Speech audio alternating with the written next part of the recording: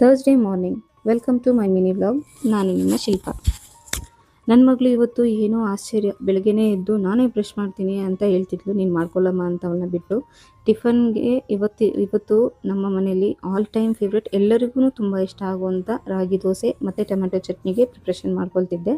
ಮೊದಲಿಗೆ ರಾಗಿ ದೋಸೆ ಬ್ಯಾಟರ್ ಮಾಡೋಕ್ಕೆ ರಾಗಿ ಹಸಿಟ್ಟು, ಸಣ್ಣ ರವೆ, ಆನಿಯನ್, ಕ್ಯಾರೆಟ್, ಕರಿಬೇವು, ಕೊತ್ತಂಬರಿ ಸೊಪ್ಪು, ಜೀರಿಗೆ ಆ್ಯಂಡ್ ಉಪ್ಪು ಅದನ್ನ ಹಾಕ್ಕೊಂಡು ಚೆನ್ನಾಗಿ ಮಿಕ್ಸ್ ಮಾಡಿ, ಮತ್ತು ನಮಗೆ ನೀರು ಎಷ್ಟು ಬೇಕೋ ಅಷ್ಟು ಹಾಕ್ಕೊಂಡು ಮಿಕ್ಸ್ ಮಾಡಿ ಇಡಬೇಕು. ನೀರು ಸ್ವಲ್ಪ ಜಾಸ್ತಿನೇ ಇರಬೇಕು, ಆಗಲೇ ನಮಗೆ ದೋಸೆ ಚೆನ್ನಾಗಿ ಕ್ರಿಸ್ಪಿಯಾಗಿ ಮತ್ತು ತೆಳುವಾಗಿ ಬರುತ್ತೆ. ಆಗ ನಾವು ಎಷ್ಟು ಬೇಕೋ ಅಷ್ಟು ತಿನ್ಬೋದು, 1 ಇಲ್ಲ 4 ಆದರೂ ತಿನ್ಬೋದು, ಅಷ್ಟು ಚೆನ್ನಾಗಿರುತ್ತೆ, ಮಂದಕ್ಕೆ ಬರಲ್ಲ. ಸೊ ಅದಕ್ಕಿಂತ ಮುಂಚೆ 5-10 ನಿಮಿಷ ಬ್ಯಾಟರ್ನ ಪ್ಲೇಟಲ್ಲಿ ಮುಚ್ಚಿಟ್ಬಿಡಬೇಕು. ಮತ್ತು ಒಂದು ಸೈಡ್ನಲ್ಲಿ ಬಾಣಲಿಗೆ ಎಣ್ಣೆ, ಸಾಸಿವೆ, ಕರಿಬೇವು, ಆನಿಯನ್, ಜಿಂಜರ್ ಗಾರ್ಲಿಕ್ ಪೇಸ್ಟು ಹಾಕ್ಕೊಂಡು ಹುರ್ಕೋಬೇಕು.